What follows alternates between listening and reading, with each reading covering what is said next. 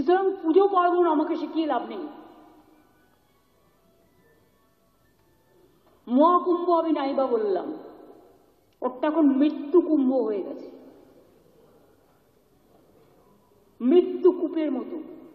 আমি মহাকুম্ভকে সম্মান করি, আমি শ্রদ্ধা জানাই, পবিত্র গঙ্গা মাকে আমি সম্মান করি, কিন্তু প্ল্যানিং না করে এত হাইপ তুলে এত লোকের মৃত্যু বললেন 30 জন, কথাটা কি সঠিক?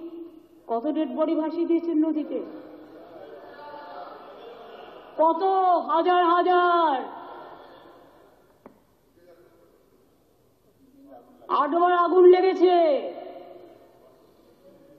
বড় লোক আর ভিআইপিদের জন্য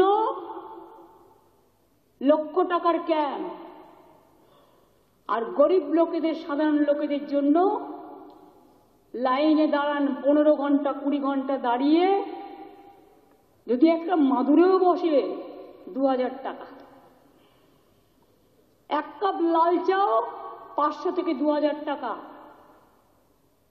তারা যে জায়গাটা গিয়ে স্নান করবে সেটা আলাদা, ভিআইপিদের স্নানের জায়গাটা আলাদা।